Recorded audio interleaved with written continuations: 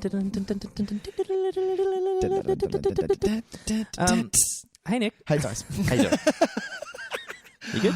I am good. Me too. Oh, I am much better. it was a killer day, but I am here. Very good. I'm ready to talk. Excellent. Yep. It's another episode of Nick, Tys and Videotape. Hey, gang. What episode are we up to, Nick? 55? Ah, the 1955. double fives. Double the high fives? High fives. The double top hands? 10. The number 5 is alive. Number 5. Yeah, Johnny 5. We could do Johnny 5. Two Johnny 5s We could do are alive. are alive. They are both alive. Yeah. Apologies for skipping a week, ladies That's and all gentlemen. We, Hey. Tyson, myself, He was. I was very unwell. He was unwell. I was coping with some disgusting things coming out of my body.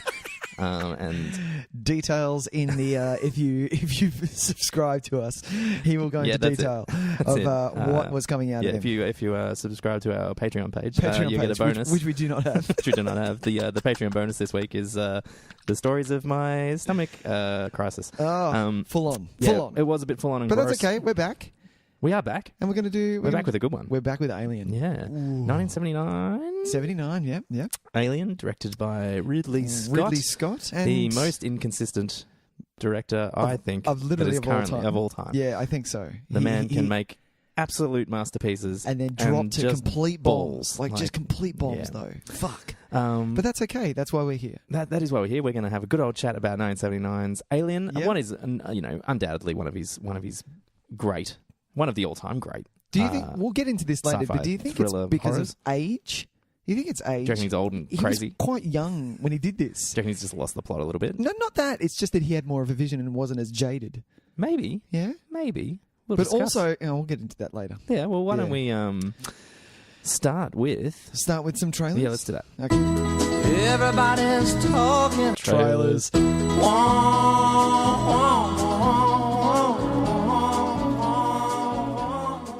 All right. Okay. We're a bit rusty. I like how we're rusty after we have 1 week off. We're Yeah, always no, a what little. We're always a little bit kind of like, what are we doing again? Which you wouldn't think What is so this fucking because... thing that we do every week? How does this work? You wouldn't think so because of, we are a weekly podcast. We're not a monthly. Are there monthly podcasts? They I would don't have to know. be. Yeah, of course there would be. Yeah. Yeah. People that just don't have their shit together. Like or us. mostly people. Well, it's probably more often people that are just like have too much shit together, That's true. and they know that they only have time for once a month. We only have time for once a month. Exactly. Yeah. Whereas we're idiots and we just try. We just go, no, no, we're no, we'll be fine. fine. We can fit one in every week. Absolutely. No Give it a worries. shot. So trailers. Trailers. Not a lot. Look, there isn't, and I think this is because, is it because this is kind of this is the off period of movies? We're Because we're this not is the hitting calm before the summer. summer storm. Exactly. Yeah. And we're coming off the back of awards. So all the awards have been done and dusted. And you've had your Sundance, you've had your Oscars, you've had your Golden Globes and all that stuff. And now it's kind of like, well, if you have like a nice small indie movie or something that you don't think is going to make a lot of money before Avengers comes out. Yeah. Maybe chuck it out now. Yeah, well, Don't you we reckon? could argue that the summer season has started, really. Yeah. Like, because we've had Ready Player One. We've had Ready Player One. which I assume we could call The start. maybe? Yeah, I think officially the start of the summer will be Avengers, though. I think so. Because Like- you can't... April, what is April for the States? That's autumn. That is autumn. No, that's our autumn. It's their spring. Yeah. Yeah, So it's getting warm, but it's not warm yet. No. But yeah, Ready Player One's out. What else is out? Is there anything else out? Well, I mean, Black Panther came out in like fucking That's true. February or something. Yeah, So that's way too... February used to be like just The- dumping ground for shit, and now it's like now we're getting huge Marvel properties and stuff. I think it's really weird the way it works now. There's really no downtime at all in cinema release schedule. That's right. And Pacific Rim is also... Is that out? Yeah, that's out. Yeah. So, the summer has started, basically. yeah. Soft start. Soft, yeah. A warm start. It's a soft release. Soft release It's of a the soft summer release schedule. for the summer. Yeah. But yeah, so now, I don't know, maybe everyone's just a bit kind of, because as far as I can tell, most of the trailers that are coming out are just TV spots for Avengers. Which I'm now at I'm done. You're done now? I'm done. Yeah, you're not watching anything? No, well, I'm once good. you get the TV spots, if you are watching these things, I need you to write me in and tell me why you watch them, because to me, you're part of the problem that they're coming out. If you're watching all of them, you're just feeding the monster. Yeah, you could almost piece together a good, substantial part of the movie And from why these would you TV want to spots. do Why would you want that? that? Yeah, exactly. But there are websites and YouTube channels dedicated to editing together every The TV movie. spot, Yeah, basically as much as they can. And people just don't have surprises anymore, which is a shame because that hurts me. I want that. That experience. really hurts me. So yeah, I've seen my 2 trailers. I've seen the teaser and the full trailer. Yep. That's all. That's all you need. So no TV spots. I've watched teaser and first trailer, and that's it. Yeah. Yeah. Nice. That's all I need. But we did see this week. We'll just talk about a few briefly. Yeah. There was an Australian film starring Martin Freeman. Yeah. Who is not an Australian, but the film is produced in Australia. In Australia. It's called Cargo. Which it appears to be a bit of a twist on the zombie-esque type apocalypse type of deal. Yeah, I mean, like we're in a position now where you can't just release a zombie film anymore because it's just been done to death. It has been done to death, especially with all the Walking Dead bullshit that's going on. Yeah, man, seriously. Everyone is over except for me, I think, because you're still battling your way through Walking Dead season fucking 38. Yeah, I was the original reading the comic before anything came out, and everyone's like, "Oh my god, Nick has the comic. Let's talk about it." And as soon as the prison finished, the creators went, "Okay, we're going to do 2 separate things." Sure. So yeah, I'm going to still watch it though. Sure, why not? Why not? Yeah, because I'm not going to. I would rather watch some shitty drama that's pieced together with some rad zombie action than anything to do with anything remotely close to reality television, which is mostly what is out there. Yeah. There's no point wasting your time where there's so much great fiction. Why waste your time watching just people live their lives? Exactly. Look, RuPaul's Drag Race is on the cards. I will pull that pin. Sure that sounds and I'll be happy to pull that pin. But yeah, that's all I'm doing. Sure. Yeah. Well, yeah, so we've got this zombie movie. Cargo. Martin Freeman stars as a dad who has a relatively newborn, I would assume within about a year, probably. Yeah, I would say is about, having a newborn, it's probably about the same age as my son. Seriously, people could tell. I look at children and they could say it's 6 months old or it's 4, and I could not tell the fucking difference. Do you know what's funny? I actually know now. So I look at kids at my work. You get the gist of it in now. the pram, and I'm like, "Oh, you're fresh out." Yeah, like fully fresh. No idea. They're all babies to me until they turn like 9. Yeah, exactly. until you become a teenager, until you can hold a conversation with me about something substantial. You're a baby. Fair deal. So but yeah, he does have this kid, and are they tourists? And then, no, because his wife is played by Australian actress Susie Porter. Susie Porter, who I liked a lot in something, and I now cannot remember for the life of me. Give it a shot. Give it a shot. Susie Porter was in. No, it's no. You got nothing. No, don't tell. It's no. Hounds of Love. No. No. I'll have a little look while we talk further. All right. While it's I don't know whether they're not tourists. They're doing something. They're helping. It looked like they were helping Indigenous Australians.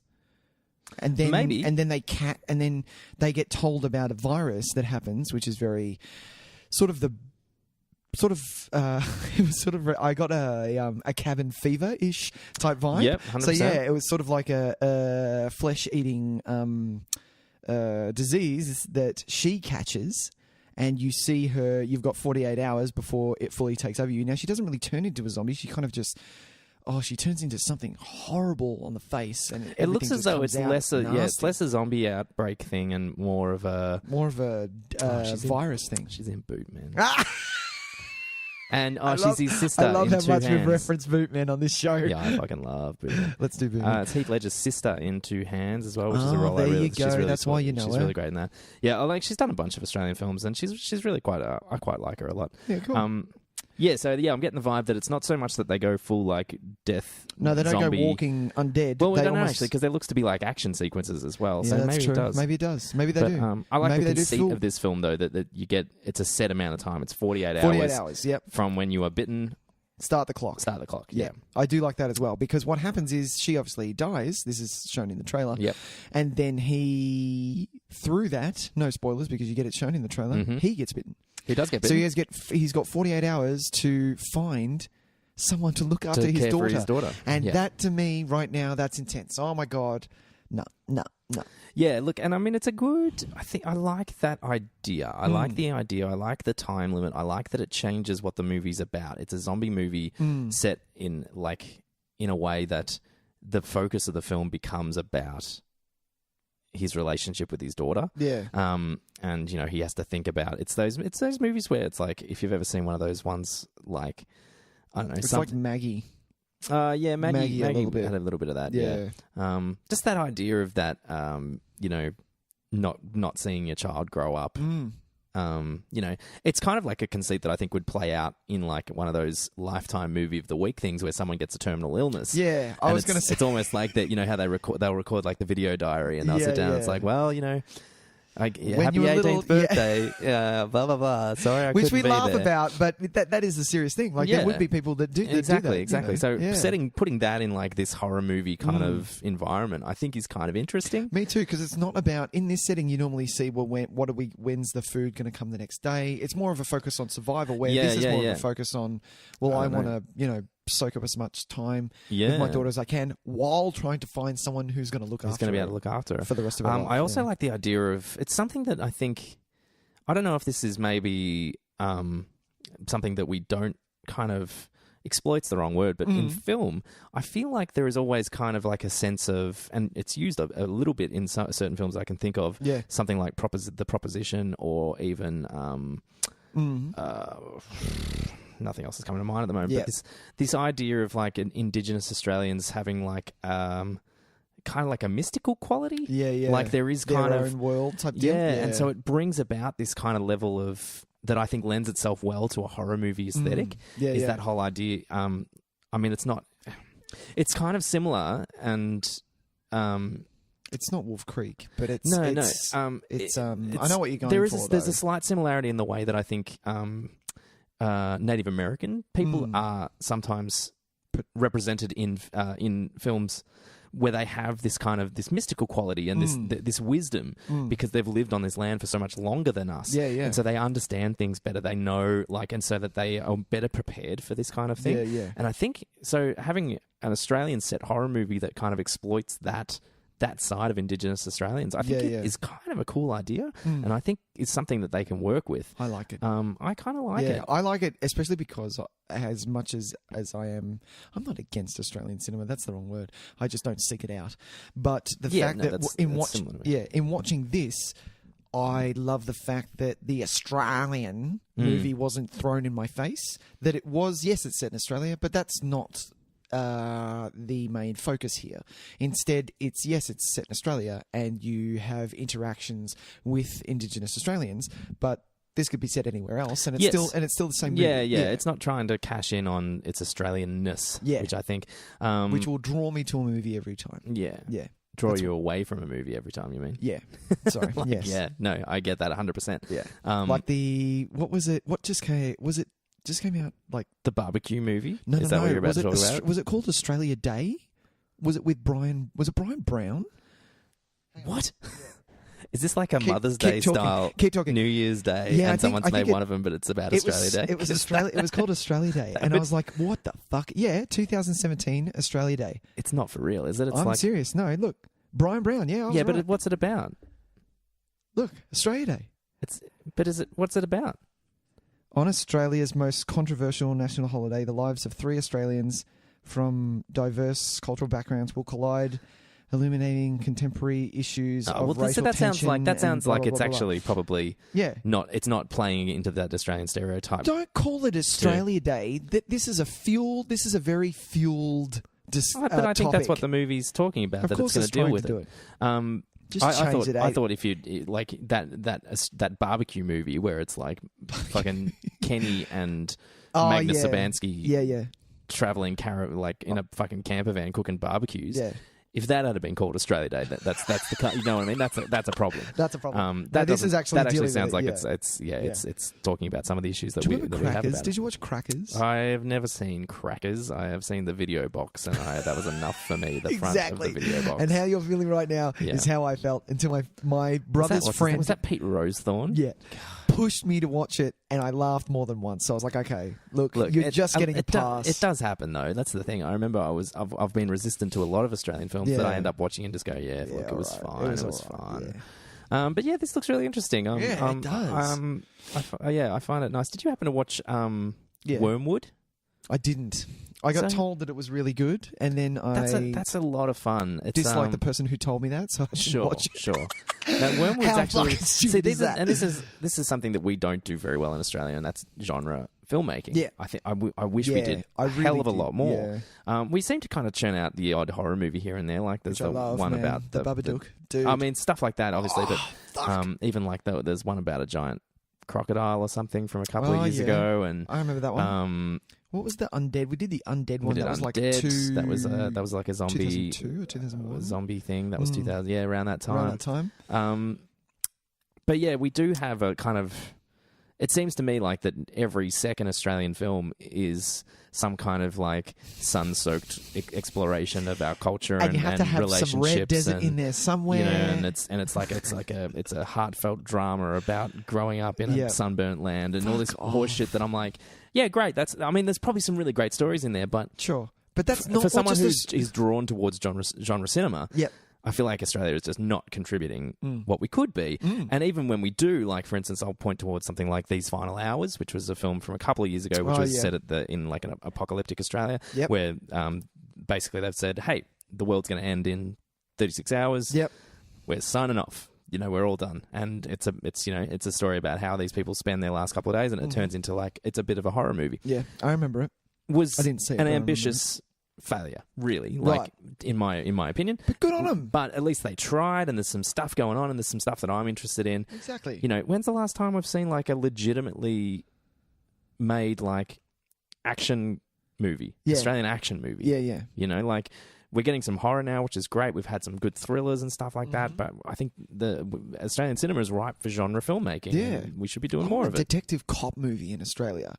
Come on, give me something like that. But every time we try and make one, it ends up being something like, I don't know. We rip off everything, though. Do you remember what was the Australian version of Sons of Anarchy? Do you remember that came out? Yeah, Hell on Wheels or something. That didn't have Drazik in it. Does it? Was it Drazik? Drazik again. God, he does a bit of stuff. We love him. It just we don't have any original thought.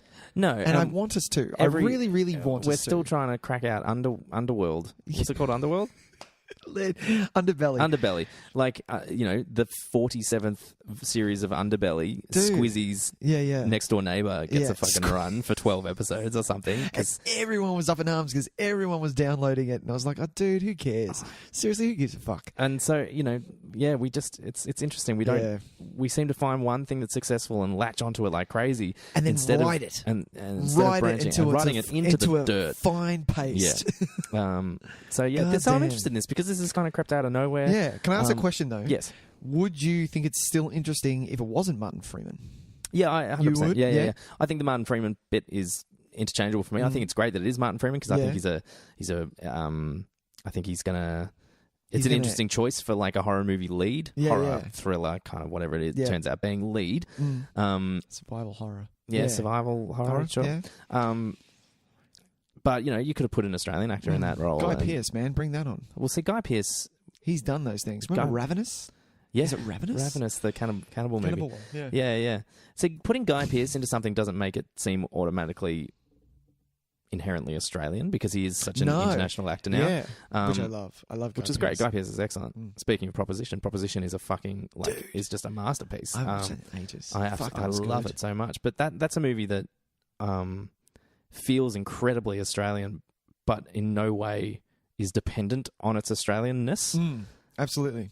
Which is great. Which is what it should be. Yeah. Which is what we want more of. Which is what we want more of. Yeah. Which I think that's where we struggle at. We build all this charm because it's like, Australian. But they're so good. They struggle to stand on their own when you take away that Bob's your uncle fucking. Yeah. They're trying shrimp on the Barbie charm. I don't think they can get away with it, but that's knowing a little bit about the Australian film industry. I know that we have to have a certain percentage of that in our films, I think, so that it does well overseas. So people go, oh, Australia, maybe I'll go there. That'll be a nice holiday. We should have just made that fucking Crocodile Dundee sequel with Danny McBride. Fuck off. Seriously. Just keep everyone quiet for a little while. Just go, there you go. You got it. Yeah. Which, to be quite honest, man, I'd watch the shit out of that. Would you? I love Danny McBride. I love Danny McBride. I love Seeing it. Danny McBride interact with, like, fucking Chris Hemsworth as a legit Australian kind of like outback Jack kind of guy. Yeah. Instantly, there is many laughs to be had in Do you know what one of my favorites is? And I keep thinking about it, and I'm gonna watch it, but it's on no streaming, and there is no way that anyone has this because you can't get it on DVD anymore. I want to watch Young Einstein and Reckless Kelly back to back. What? No, Yahoo you say Serious, that, baby. But Is it on streaming? Are you serious? I don't think SBS Young on demand. Einstein is, but I'm pretty sure I saw Reckless Kelly is, yeah. pop up on something. I want to watch Young Einstein. I used to Do you watch remember- Young Einstein. Me too. All the like time. back to back. How did we, as a country, make a celebrity out of someone named Yahoo Serious? And do you know that What when is that? do you know that when the website Yahoo, the search engine, came out, he tried to sue them and lost. What is Yahoo Serious doing now? Does he have a that's so podcast? Because good. if he doesn't, He probably does. let's get him on ours. He probably has a podcast. Yeah, I'll get him on. Let's do that. No offers for Young Einstein at the moment. No offers for No. Young Einstein. Um, Jesus, he's 64 now. Oh, Jesus. Young Einstein. Do you reckon wow. he wouldn't be going by Mr. Einstein now. He'd surely have gone back to his... Is Yahoo Serious? You reckon he's going by his No, normal sorry, name? he would not be Mr. Serious. It would His be, name is Greg Gomez Peed. There you go. Wow. Greg Peed. That's far less exciting than What's Yahoo going on, Serious. Gregor?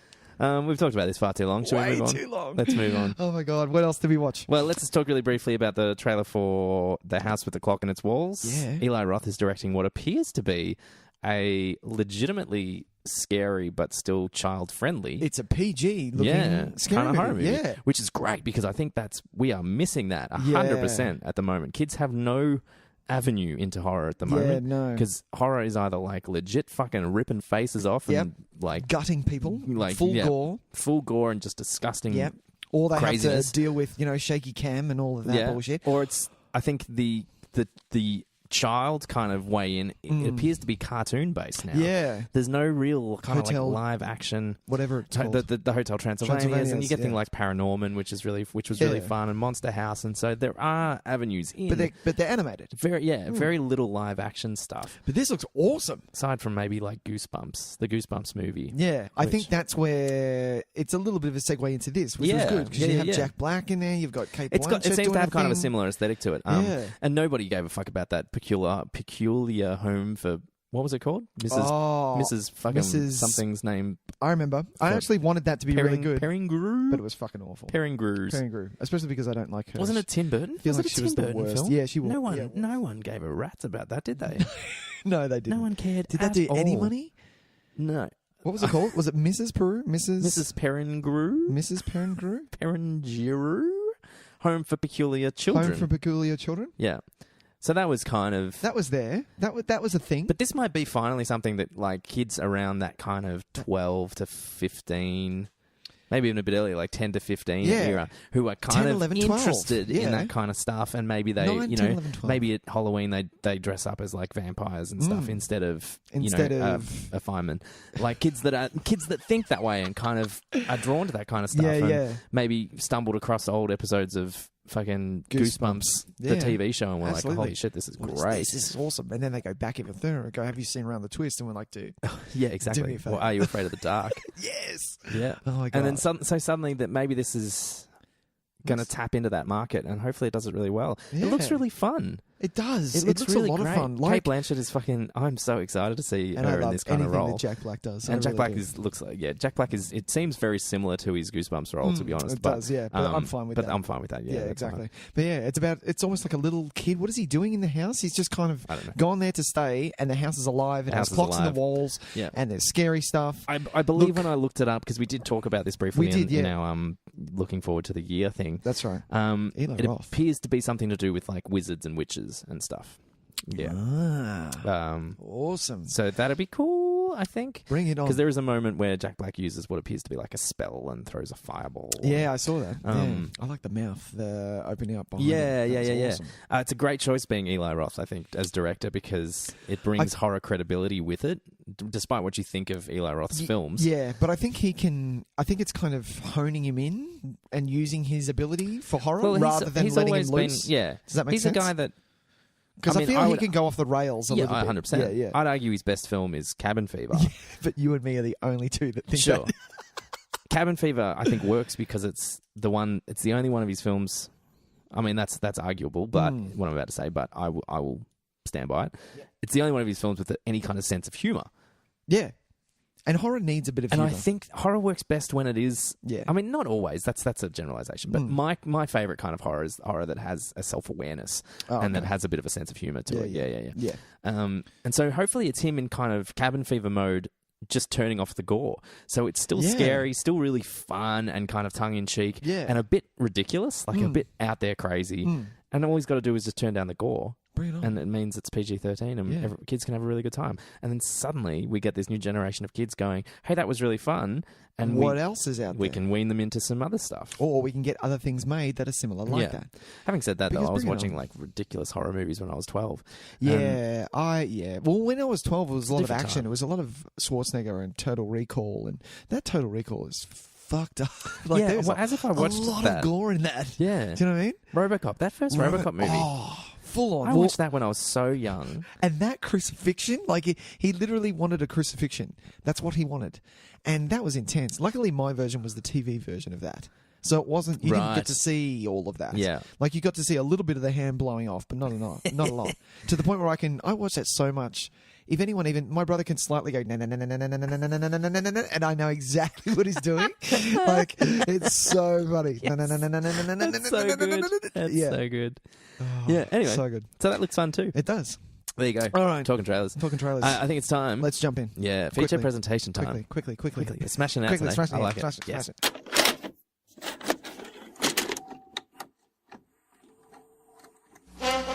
And now for our feature presentation. All right, so we got a big one this week. Just to remind people of our new format, if you're wondering what did we watch this week is... It's It'll be at the end. So you're going to have to wait until the end. That's if you know... I think they can handle that. Yeah? Sticking You think around they're to... okay with well, that? it's not like we're talking about some garbage movie. We're talking about Alien from 1979. Yeah, Alien. A complete classic. Insane classic. Yeah. What we were talking about before, which I wanted to mention, is the reason that I love this movie is because this would have had to, like any other movie, gone to a board and gone, okay, here's my pitch. Yes. An alien rapes a man and births an alien. That is the essential pitch of this film, yes? And someone has greenlit that. And this is why I love this movie. I think the pitch is... Yeah. Well, actually, it's probably a little bit earlier. I'm trying to think what would be the equivalent. I think the pitch is maybe, hey, guess what? Star Wars happened. Yeah. And Space Odyssey, because he pulled a lot from that as well, especially in that start. But I don't think 2001 was particularly... Like, I don't think people... You don't think it was massive until later? Well, I mean, yeah, I think it's kind of grown in its esteem over the years. I don't think people were... I think it was like it was Oscar nominated and stuff. But it was. It's Everyone like Star Wars loved is a cultural phenomenon. Yeah. And it's like, I think someone can... At that stage, people can walk into a room and say, hey, man, space is hot. Like, space is hot right now. We need to do something. So imagine... Chuck out anything. Imagine Star Wars, but just on the Millennium Falcon and something's trying to kill everybody on it. Yeah. And I think that's someone cracking out a checkbook from something as simple as that. Having said that, though, a lot of studios passed on this. It did take a lot of time. It actually did, took, agies. Like Walter Hills to kind of step in and go, no, let's do this. Yeah. And then with that, once they storyboarded and you had Giga on board, I had a look, they threw double the amount of money in it. Great. So once they saw the storyboards, went, wow, this is intense. So yeah. Yeah. But this is what, sorry. Just jumping, just finishing finish up. They don't do this anymore. They don't, and this is what I love. This started the franchise. Franchises need to start somewhere, and now, unfortunately, and nowadays they either come from book or from comics. That is it, or a TV series that's already been done. Yeah, it's hard to find. You don't get just an original piece. Exactly, and that's why I love. That's why I there love. Are some, but they wouldn't be as successful. I don't think. Well, they haven't been as successful recently. I can't think of like a truly original thing that spun off into a franchise. I mean, off the top of my head, I can't think of anything. I'm sure there are some, and the occasional Planet of the Apes. No, definitely not. Definitely not. Yeah, but having said that, Fast and the Furious. I'm going to watch them all. No, I really am. I'm going to watch them all, and I can't wait for Tokyo Drift. Do you know what? Tokyo Drift is the one I haven't seen. Oh, really? And so I'm half interested just to kind of be like, I should just fucking watch it. You should watch Having said that, all. I haven't seen the two most recent ones, so I'm completely lying when I'm saying 3 is the one I haven't seen. I consider it like I've seen them all up to 6, except 3. That's the way I think about it. Yeah. And eventually I'll watch 7 and 8, I'm sure. But yeah, I guess you could say that. That's an There you original go. property that is Found one. But it was never. This is. Go on. It's a totally different conversation because Fast and Furious is never meant to be what it is. Fast and Furious is the strange anomaly made because it so died. much money. Yeah, it died, it died, but then totally came back it was from the like, dead. Yeah, it was like everyone just said no. Yeah. No, we're still going to make these. Yeah, and then suddenly everyone people jumped just on went, board. Oh, okay, fine. Well, I guess we're going to see a Fast and the Furious movie. And just because it is dumb fun. the fifth one ended up being really great, it was like, oh, shit. All right, I'm on board again. Yeah. Everyone got off. Everyone got everyone off, and got then off the everyone train. jumped on and then back everyone on board. got back Well, on. wow, this is decent. Yeah. Yeah, it's that I can't think of another time that's happened No. in cinema history. No, never. Where people have just persisted and said, no, we're going to make 8 of these motherfuckers eventually. James Bond? No, that's a totally different beast, totally isn't it? A totally count, different yeah. beast. Anyway. What were you going to say? I was going to say, tell me about your relationship with Alien. You chose this one. Absolutely. So let's talk about... Well, mine, I think we've discussed this before. My first interaction with Alien was Aliens. Yes. Yeah. I believe it mostly is. Is for us, our generation. Yeah. And being at the video store, I was like, well, look at this fucking amazing cover, which, and my dad going, that's the first Aliens. And I was like, well, of course I'm going to go in. And of course, 16-year-old Nick went, what the fuck is this? Where are the guns? And then as I grew older, going back and watching it again and again and again, realizing that this is just, they don't make movies like this anymore. This is amazing. And this is the start of where my love and everyone's love of the strong female lead, that being Sigourney Weaver, came from, I rection. I didn't think to check if there was much... Well, that was for me. Evidence of it before then. I think because slashers was hadn't really. This was the beginning of the slasher genre. No, but as well. This was more an action for me. Like Yeah. her being you're probably strong right. off the I can't bat. think Do you of know what I mean? anything. Like the only other one is Sarah Connor that I can think of. Yeah, that wasn't for another 5 years though. Yeah. So, yeah, I guess you're probably right. I can't. Having said that, I can't be fucked to look anything up right now. But No. yeah, it probably is one of the first examples of. But yeah, so there strong from female that, it was Aliens, and me and my brother watched Aliens. Got as just as much as Predator. It was Aliens, Predator, and Terminator 1. Sure. And that's what we watched. And RoboCop. Yeah, that's not a bad lineup. Yeah. How good is that? I could always live a happy life. And this is why I never watched. watched, like, there was never a lot of Bruce Willis or Sylvester Stallone for me. Sure. There was the occasional Van Damme. Yeah. But yeah, it was always those. Yeah, fair enough. But yeah. What was your relationship with Aliens? Very similar. I saw Aliens first. Yeah. I saw Aliens quite young. Right. Like around the same time I probably saw like Predator for the first time. So, Yeah. Probably 8, 10 maybe. We were young. Yeah, loved it sick. Saw Alien. This is probably the first time I've seen Alien in about 20 years. Oh, I reckon. Maybe even a little bit more. Yeah. Because I saw it once when I was a teenager. Yeah. And didn't remember a thing about it except all the very obvious pop culture stuff that is just classic just scenes. it's just seeped into everyone's subconscious. Like everyone knows. I know this movie without really ever seeing this movie. And so whenever the choice came about, for some reason I would always choose Aliens. Like, it wasn't. It was the funny thing was it was never because it was like I don't want to watch Alien. It was just because I really want to watch Aliens. Yeah, do you know what I mean? Like, absolutely. It's one of those things where you felt so sorry awesome. for Alien because you were like, but it's just because Aliens exist. Yeah, like that's all it is. Yeah, and right now I want to watch Aliens, man. Exactly. I want to see Bill Paxton but there was just so Paul much Reiser more. being a fucking piece of shit. Oh, fuck Paul Reiser. Seriously, you fucking asshole. I hated him because of that. Because of that movie, exactly. I hated him. And so it was so hard to watch Mad About You.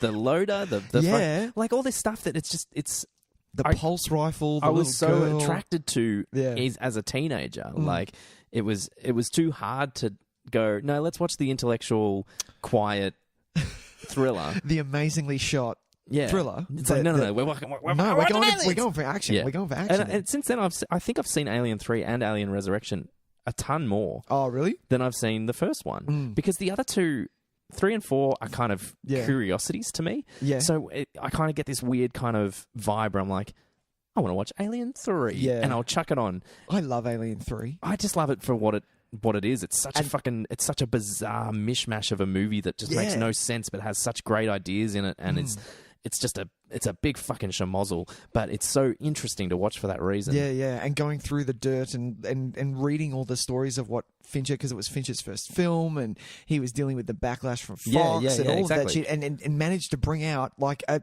really decent movie. Yeah, it's arguable. I think. Where do you rate them? Come on, let's do this. Because I was thinking about this all day. Let's say we're going to save that for later. Conversation for later. Yeah, you want to keep talking? Maybe I need to think about it. All right, you think about it, because I know where mine sit. Because mine are it's very even. Sure. It's very even. Yeah, let's talk about it and then see if it maybe changes my opinion. Well, let's talk about. You know what I love? What's and that? This is one thing that I love about this that rarely happens anymore. A title sequence that just sets a tone. Yeah, really 100%. fucking well. 100%. And it's all matte paintings, and it's all beautiful, and it's just model work, and you don't practical effects. We know effects. now what it was doing. Like, everyone knows because everyone was smarter. But back then, when we were all smoking inside, and it's just the good old everyone days. smacked their kids and everything like that. We didn't know what was going on. So when the lines come up at the top and you don't realize it's going to make the word alien, like.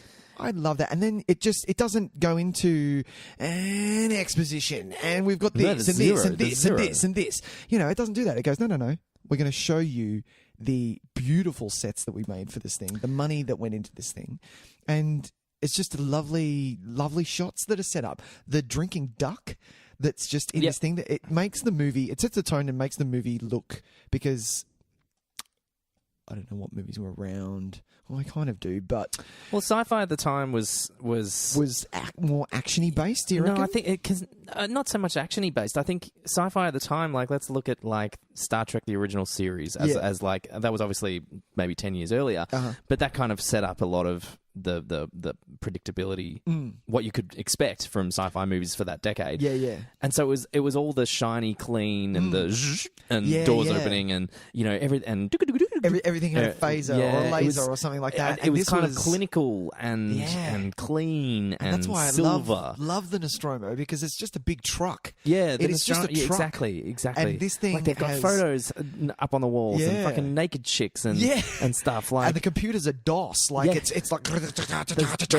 dirt on everything, and everything's a little bit kind of grimy, and everything's and like the drinking duck. It seems so out of place, but what it does is it just makes you show that these people have been here for a really fucking long time. Yeah, and that it's their home. Yeah, they've been living there for a while. You treat it the same way you treat like an office cubicle. Yeah, you put up little things, and you've got you've probably got coffee stains. You humanise the truck that you're going to be living in for a while. Yeah, and that's what I love about these shots, and it opens up beautifully with the pods and it's so like it's just the production design in this film is just out of control good, like so fucking good. Yeah. And I always think that this opening shot is kind of like a bit of a, hey, check out how fucking good this movie looks. Like, because while it sets up that kind of stuff really well, it also is kind of like, it's a bit of like a, hey, here's where we're going to be for the next 2 hours, right? It does. And so it just kind of, it gives you a really good sense of the geography of it all, but also just kind of, it's just showing off some fucking set look at building, the budget man. we have, man. Look at how good, well, I mean, I don't even think the budget was ridiculous. Like, I don't think it was anything too out of control for its era. Oh, no. But it's money well spent, man. Like, it's just so beautifully designed and so realistic for a space fucking alien movie. Yeah. But it seems like what it would be. It takes away that kind of the look at that factor of older sci-fi films from like the 50s and the 60s, where everything's the Day the Earth Stood Still, where it's these weird silver canister men, and we're all like, oh, what does it mean? Oh my God. And, flying saucers and stuff. It makes space this tangible thing that which is so much closer to what it probably would be, like, and Absolutely. what it eventually will end up being. Yeah. I love that in saying that, like the front of the cockpit, there's no bridge. This is not Star Trek. There's no bridge where you can see everyone and everyone's facing the screen. No. These people are shoved in and under almost things. Yeah, and you're yeah, like, yeah. Oh fuck, there he is there. It's like, there has to be a sense of using space effectively. It's kind of like what's the word I'm looking for? Economically. Yeah. It's kind of like, oh no, we've only got a certain amount of space for that. So you're going to have to squeeze through here and stuff like that. We'll put a seat in there somewhere. We're not building the ship around the seats. We're just chucking the seats in. Exactly. And that's why I love going on that. When they land on LV 26, everything blows up. Everything's like, no, this isn't a soft landing. We don't know what we're doing. We land and everything blows up. I'm like, fucking Jesus Christ. Everything's hard work. Everything's tough. I like when they're taking off from there as well. There's that the general uncertainty of whether or not they're going to get. And I feel like that might be kind of just how it is every time, because it's that kind of thing. It's that kind of job where it's massive rust bucket. And you think about those. You think about those guys that do like the weird fucking Arctic fishermen guys. Oh yeah. Who like apparently there's like 1 in 10 don't make it back. Don't make it back. Or whatever. Yeah. But they still go out and do it because it pays a fuck ton. I kind of get the vibe that maybe that's what this is like. It's like, hey man, you've signed up. You sign up and you do it, and you're putting your life at risk, but you get the coin at the end of it. And so they sit there while they're taking off, and it's like, oh fuck, all right, let's just see how we go, because you can see the relief when they actually get out. Leave, and it's actually one of the only moments in the film where the camaraderie is actually shared. Yeah, like because generally there's a really nice sense of, it seems really quite realistic as a workplace environment. Not everyone likes each other. No, and that's another thing that I love about this. Yeah. No, barely anyone gets along. Yeah, there's hierarchy happening and all of this stuff. And that's it. There's people stepping on each other's toes. There's people who it's like drama. Challenging, the authority, the chain of command, because that's what it kind of would be like in a workplace. It's like, well, I don't want to listen to this fucking person. Well, they're your supervisor. Well, Not only that, I'm going to you now. Have you worked with him before? Can you vouch for this guy? Yeah, exactly, and all that stuff. Which I love. That's aside from Yaphet Kotto and Harry Dean Stanton, who actually seem like they have a really fun relationship. They were awesome. Because maybe they've done this before. Maybe they've worked in similar. You can tell kind of that this isn't their circumstances. first. This isn't their first thing, and they want to everything. Like at least 15 minutes of that start is, are we getting paid? We need to get paid more. And that's what you do when you're stuck up there. Yes, I can do this job, but hey, guess what? I want to be paid more. Let's talk about the bonus. But and all it does is it means that we don't have this weird kind of hero worship of any of these characters where they feel immediately grounded because it's like, hey man, we just want to get paid. And we're like, oh, okay, we're not dealing with Captain Kirk's here. We're dealing with real people, blue collar workers who are just doing a job. And I think that's something we don't see very much in our big sci-fi blockbusters. Everybody's a hero. Everyone's the hotshot pilot. But everyone's got a backstory. Oh no, he's getting back to his kids and all of this stuff. And we always need over explanations of their backstory. Well, we don't know anything about them aside from this. Yeah, we don't know if they're married. And that's good. Kids. We don't know what they do. We don't even know really what they do on the ship. Exactly. Like we've but got the a best rough thing idea. is, we still can't. The script is so airtight that we care about these people going through what's going to happen to them. Yeah. 100%. So when Harry Dean Stanton is calling out for the cat, and you're like, dude, Jones, this is one of my favorite guys. No. Oh shit. Jones, Jonesy. I love a cat. I know you do. Jonesy. I loved Jones. He was the best. Yeah. Cool cat. Cool cat. Very cool cat. Very cool Handled cat. the situation pretty well, that cat, I want to say. Dude. Yeah. Well done. Really could have gone badly, and he did all right. He did okay. Yeah. Do you know what I think is funny about this movie? Yeah. It's not funny at all, but this is something that I noticed this time because I'm in the odd position of having seen it, having been aware of almost all what happens, but still, because I think it's been long enough, coming at it pretty fresh. Yep. Yeah? Yeah. This movie, if you watched it now for the first time, it plays like a greatest hits of any of those movies, any of those sci-fi thrillers. There are a dime a dozen now that people trapped on a spaceship and something happens. Yeah. But this was the first. This is the first. It plays like a greatest hits of that. Yeah. And it almost retroactively makes your enjoyment of Alien less because you have to then go, oh no. This feels unoriginal. But it's actually, this is the original. It's so original that it's dictated how nearly every sci-fi thriller has worked. Exactly. Space thriller. Yeah. In the 30 years since. Yeah. 40 is nearly 40 We're years old. setting the blueprints. Fucking 40 years No. old. Yeah. Nearly 40 years old. Holy shit. That's disgusting. Do you know what I love? And in saying that, one of my favorite things, I think I mentioned this last week, is that end. I'm not going to jump to the end right now, but having that in there and how many space thrillers or whatever, anything in space where they have you have 3 minutes to reach minimum safe distance. I love that. Yeah. If that's in a movie, bring it on. I'll watch it. 2 minutes to critical mass. Reach minimum safe I like distance. it. Yeah, all that And it's stuff. always a female voice. Mother. It's always a female Well, voice. this is, maybe, I mean, I don't know, but Hal was a dude. Hal so- was a dude. Have you seen that? Hal is fucking scary. I thought when watching that for the first time, because I'm pretty sure I only watched that like the end of last year. Sure. And I watched it. I was like, all right, well, go on, scare me. You're not going to, because I know and everything. And I was like, oh, wow, okay. That was I wasn't expecting that. Okay, I was too young to appreciate it properly. I Yeah. need to watch it again. Yeah. I zoned get out a lot. I found the first bit so boring, and then I found the end so just the like, first what bit was the what fuck? the fuck. So I need to watch it again. I was way too young. Yeah. Um, Do you know what I love about this though? what's that? This is an ensemble piece that we don't know, that kind of switches gears and then turns into We come across our horror. protagonist kind of by accident. Yeah. Yeah. You don't start off with, it's not her story at the No, start, which no. I love. Yeah. You don't need, you grow to love her. That's the best bit. And that's kind of Should that's that that's a how it horror should movie kind of module. I think good horror movie. I think play that way. Good horror movies, maybe not.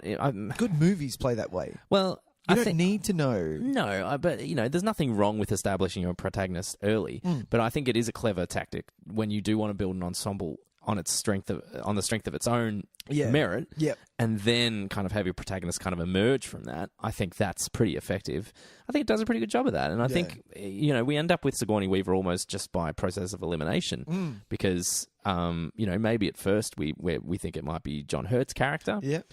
and then our attention kind of shifts to Dallas Tom Skerritt's character, because he's the captain. Yeah. maybe even Ash at a point we think might emerge as our main character, Yeah. and then as these Ian things Holm. happen with these characters, we're kind of at a point where it's like, well, hey, Sigourney Weaver's the one that's actually getting shit done. Yeah. And I think pretty much from that moment, that conversation after Dallas gets taken or killed, Yeah.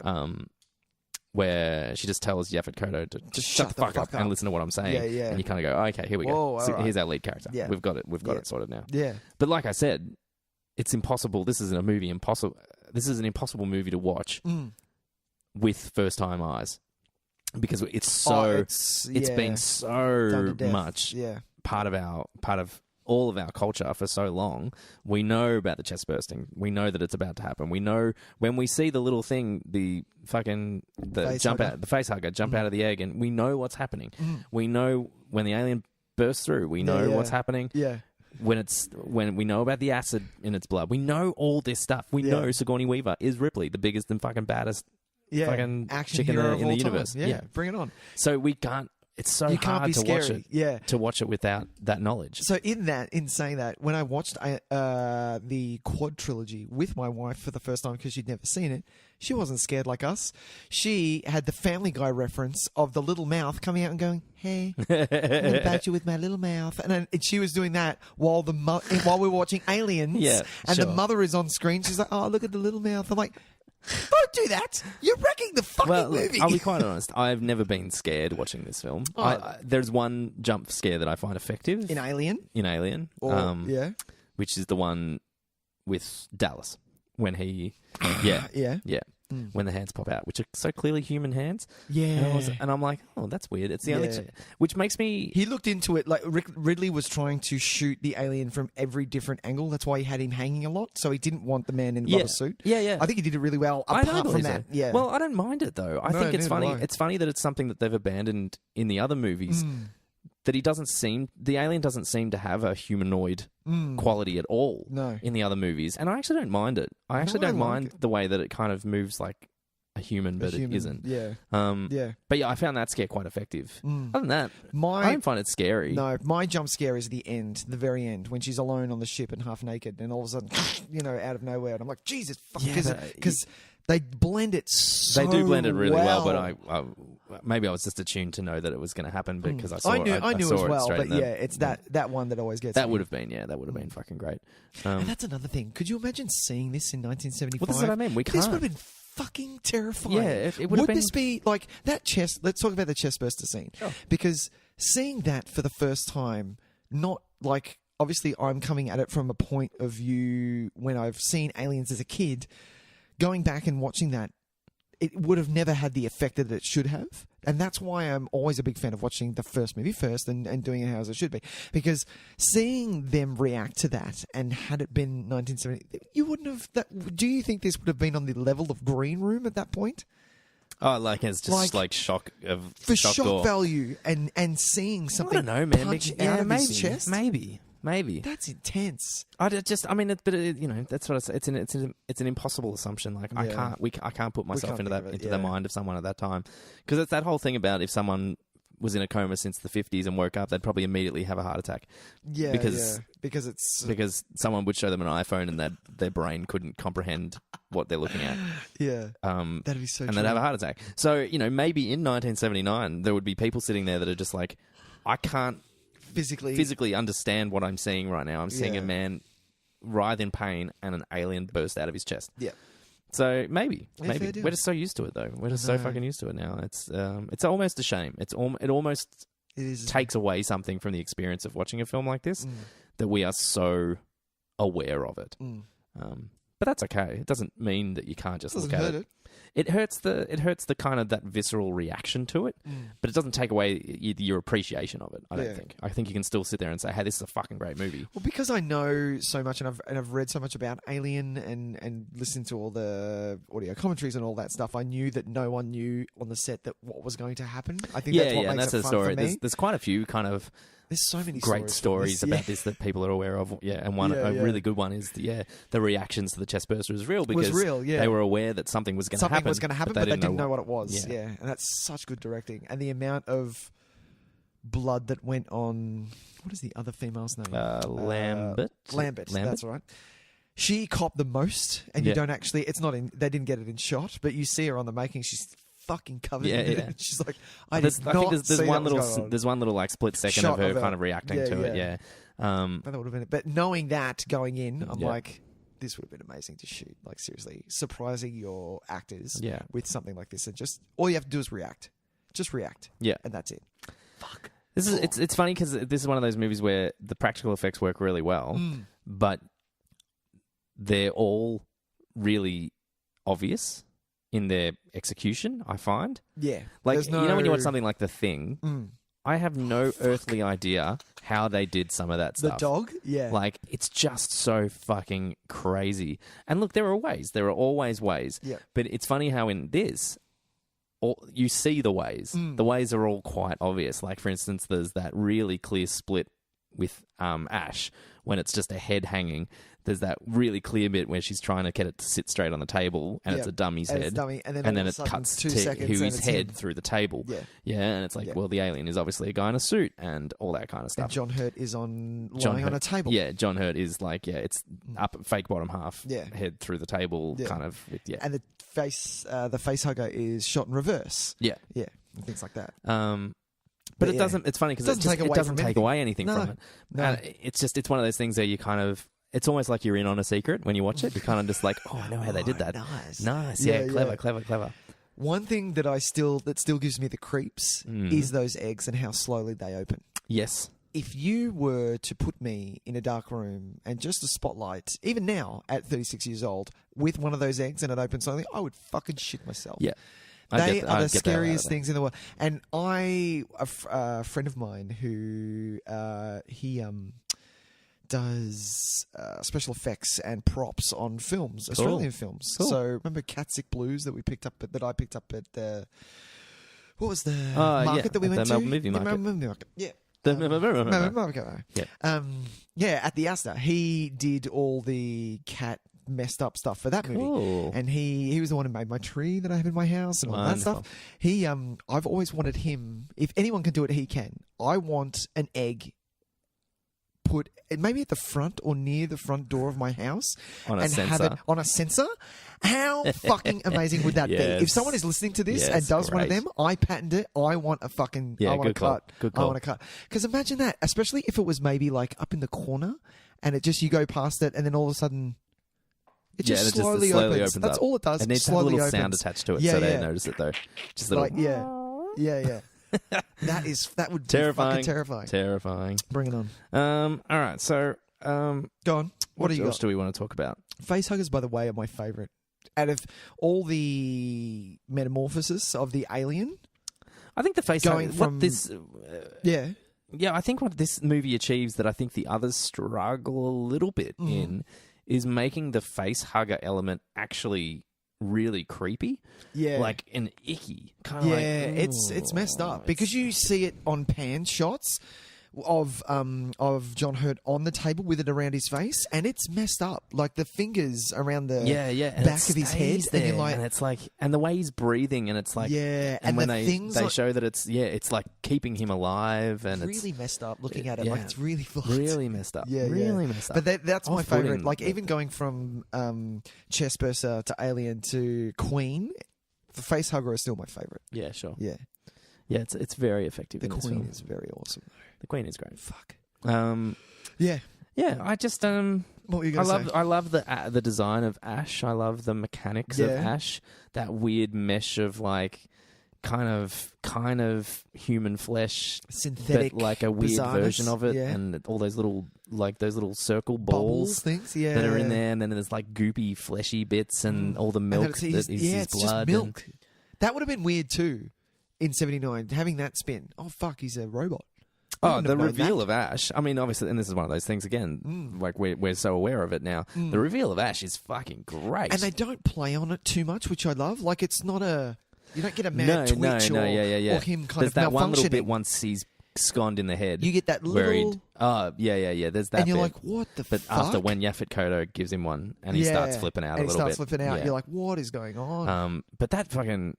So I reckon that sequence might be my favorite sequence. I think. That's it. Yeah, the reveal of Ash. Yeah, I think from the moment that she has the conversation with Ash and she finds out that he's following Mother's protocol. Yeah.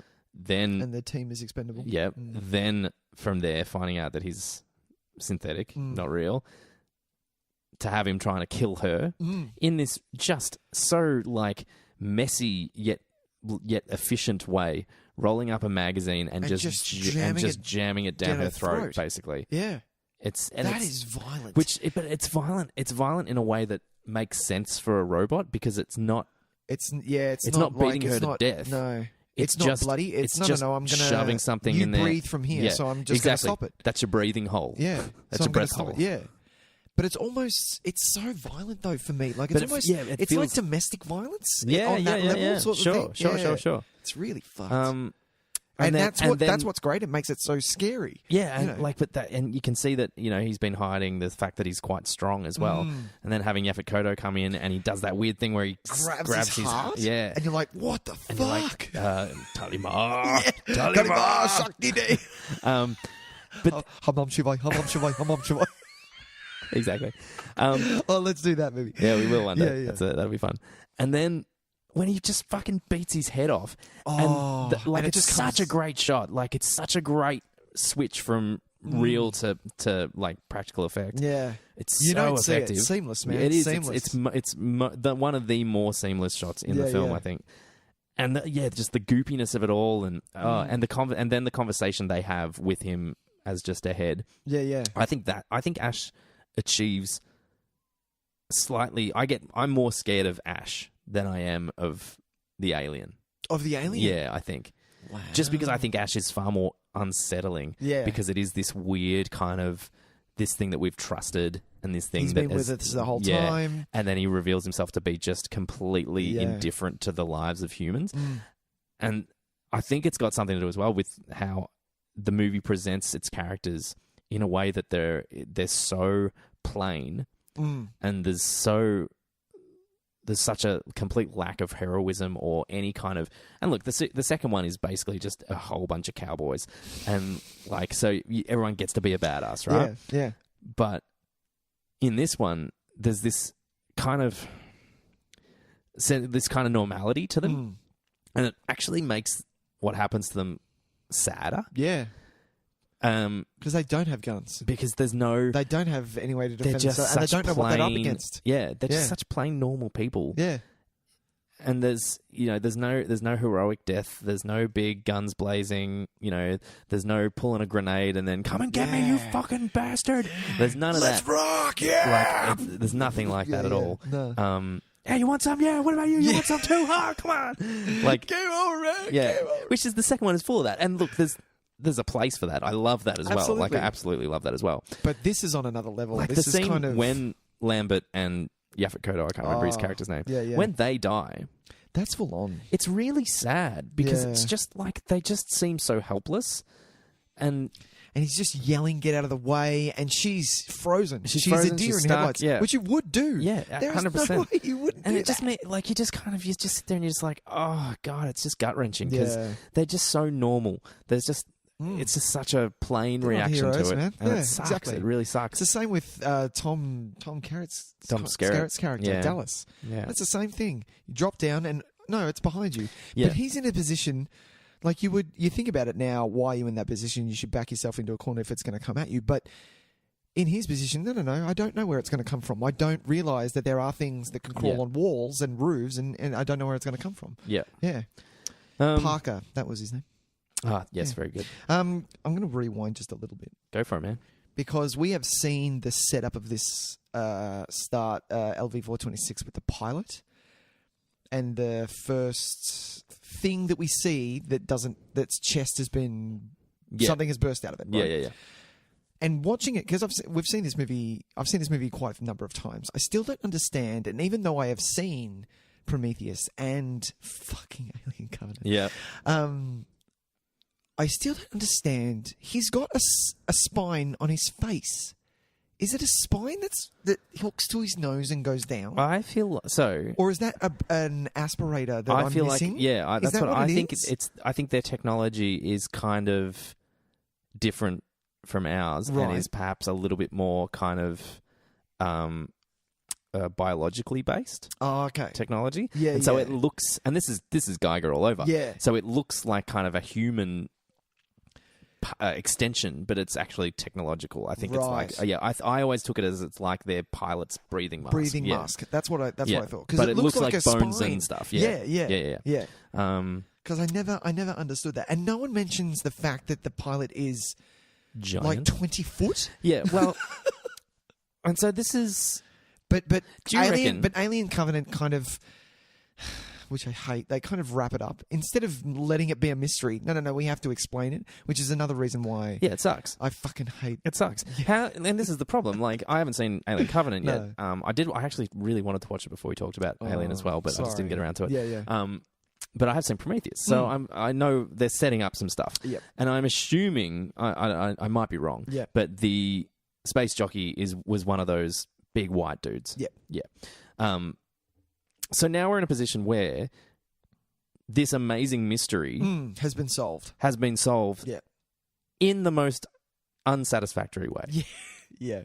by a movie that blew But chunks. really sucked. Yeah. Like really fucking Which sucked. was like one of my all-time biggest disappointments in the last 10 years of movie watching. Because the trailer, it gave you hope. You're like, fuck. The trailer Ridley's looked back. amazing. Ridley is back. No. And so now, watching that scene again, and just knowing that Yeah. it's some horse shit about these weird creator dudes that can turn to dust into a fucking and drift into a river, Yeah. or whatever, Or something. Yeah. I'm less interested in that now. Yeah. I'm less interested. The mystery that my mind could create and wonder Has been explained. well is far better than anything that they Yes. can come up with. Yes. Like, or far The more mystery effective. was way better. Way Do you find better. it weird that they? This is something I wanted to double check. It's not their first time seeing a form of alien life, is it? No, it is. So literally, this is the first non-human presence that they've ever encountered. Ever. Is that textual, or are we just assuming that? I'm just assuming. Because they don't. They their- react to it their- like it was their reaction to it is Yes, based on. This was my question. The thing is 20 foot, so you would have Yeah. more of a reaction. Well, I feel like even the way they react to the alien itself, the reaction isn't so much. Oh my god.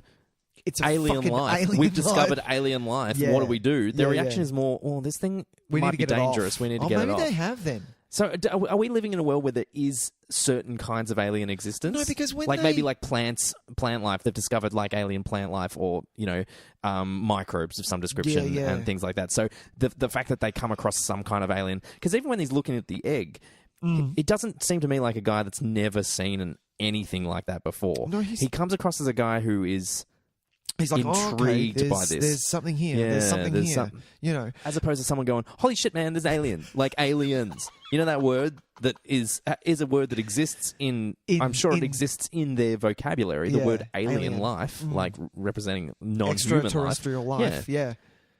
Is that not your first statement that you would make? Holy shit. Discovered aliens. We've discovered aliens. Well, everyone's a lot calmer about it. Everyone's a little bit more kind of but like, they have that what have we got here? conversation when they're talking about the bonus thing. When they go, okay, so we're not at home yet. The reason is because we've Mother has told us that we have to check out this signal thing that's coming from this planet that could be humanoid or could be other. Yeah, and that's it. They don't react. Yeah, to be honest, they don't really care. They're like, well, when the fuck can we go home? Wouldn't someone go other? Are you fucking serious? What do you mean other? Yeah. What aliens? What's other? You know, like aliens. Yeah. What? What do you mean aliens? What? Like you I'm can't here just to fix the say fucking aliens. windshields. Like that's my job. I'm a glass guy. I'm not And here to. that's what Parker says. He goes, dude, I don't get paid to fucking see aliens. Yeah. Are you kidding me? Yeah. Interesting. Which Hey, is so true. listeners. Yeah. Write in and tell me if I've just made that up. Yeah, please do. Is it textual? Somewhere in there. Somewhere in the alien is it law, explained have they in alien explained law that this is the first sighting instance of any extraterrestrial life whatsoever? Well, maybe it's not because Prometheus. No. So if Prometheus were to happen before, is it before Alien? Yeah, or but after? like fuck Prometheus for the time being, because I think if we assume like because, at the time fuck of Alien Prometheus. existing, you know what? Fuck it. That's what because anything that happens with Prometheus and Alien Covenant, I think is one of those things that you can choose to ignore. I think it should stay. I think though it should stay out of the box set because it's going to ruin it. Do your own box set. Shit, new it's ones. Going to ruin it. Yeah, do your own thing. Well, We I don't want you the in our box set. quadrilogy, and that is it. and then I might stops get the it other there. ones later. No. It'll stop there. It The actually only does thing stop there. I'm maybe never I gonna might purchase watch when I'm Prometheus. drunk is Alien versus Predator, and that is a maybe. All right. Fucking Lance Henriksen all up in this joint. Absolutely. Bring that shit on because that'll be just hilarious. Interesting.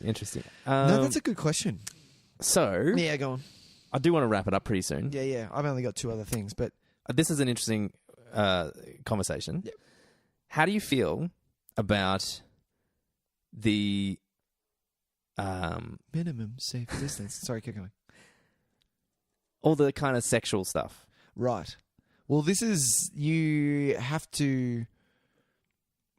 This is Giga all over because his design was very sexual. So I heard they had to tone it down. Yes, Because it was I too knew sexual. Yep. I assume he just had giant cocks everywhere. There It's were- kind of what I have was- you had a look at the No, I his haven't, book? actually. Yeah, I bought it for my brother because my brother's a massive Giga fan. Sure. And it's a massive coffee table book. And this thing is to the point where I said to my brother, "You can't leave that around. If your son looks at that, that's a bit full on." Sure. Okay. So he was like, "Oh wow, okay." So it is very, very sexual. Yeah. And all Yeah. the way, like, not even just in the designs. I think in the idea of the gestation process. Yeah. I think it's telling that that they've chosen for it to be a man that gets They did that on purpose. essentially Yeah. mouth fucked by this Yeah. alien. It was and impregnated. But they put it down. It was a rape. Wanted an alien Yeah. rapes a man. Sure. And that he did that like it was a woman. And no, it wasn't a woman. It was they were picking, and then Ridley went, no, it has to be a man because that's how we make our male audience squirm.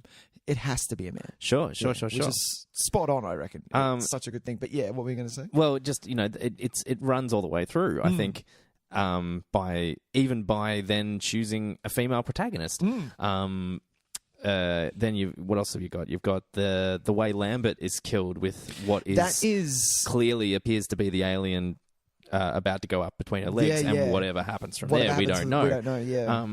The fact that the ask about face that. hugger, like when it's flipped on its back, it looks pretty fucking. Go on. Like Does it look like a vagina? It doesn't look like a vagina, No. but it looks. It has like the kind of the Labia shape, stage? the Labia shape? flowerish. We're talking about vaginas here. Awesome. Oh, Jesus. I love what it. are we doing? But you know what I mean? Like, so. No, it is a sexual. It's a sexual movie. Yeah, but this is what I mean. So that it's obviously a deliberate choice. Yeah. I'm confused as to what it's trying to say. I don't think it's trying to say anything. I I'm think it's not more of certain. a really. I think it's more just in the must be. design. I don't think that's accidental, though. Yeah. I don't think it could be accidental. I don't think Geiger himself must know that he's toying around with pretty heavy issues when he is sexualizing this alien technology this much. The film itself needs to know that it's making some pretty. I'm sure it must be aware that it's making some choices. Yeah. I don't know where they're going with that. What its purpose is. Is it trying to be, like emasculating in some ways? It may be trying to kind of tear down, patriarchal society or some shit. I don't know. Yeah. Like, because it does make it kind of represents. I mean, is the alien a female? Or a male? I don't know. Is it ever? Well, the mother was the gender queen specific? is Obviously, the the female, queen is a female, and she had. I only know this from number 2 that the aliens that she have who are drones were all male. Yeah, it said somewhere in the film, so I know that. So we don't know about this one though. But I don't know about this one, no. Because I think it's interesting that you get this kind of you get something that forcibly impregnates a man, then kills him in the birthing process. Yep. So that's already saying that it's already representative of what females have to go through when they give birth is something that men do not have the strength to be able to withstand. Yeah. We have this weird kind of moment where the alien is kind of like going to kill a female character by going up through her. Yeah. It's got to be making some kind of statement, surely. Surely. It can't be accidental. I never thought of it like that. I just always took it as that was Giger's style. That's how he designed things. So because Giger has this kind ran of with it. He kind of likes to cross the lines between sexuality and science fiction. Sci-fi, yeah. Because that is just inherent in his work, we think maybe that it's just unavoidable that it will have this kind of sexual undertones, overtones, all the time. Subconscious kind of representation through it. Because everything kind of looks a bit not sexy, that's the wrong word, but everything looks biological. Yeah. Like all the technology, not so much on the Nostromus, the alien. but the alien itself, alien technology. It looks biological. Even the walls, yeah, the way the walls are designed. And the way the mouths, because there's a section, it is quite obvious they're vaginas, openings. Sure. The holes in the walls of the alien doors and all that stuff. Yeah. And even the alien head, that is clearly a penis. Big old dick. Yeah, I don't know. I don't know what they're trying to say. I just always thought of it as sexual design, and why not? Yeah, I'd be interested to think about that further.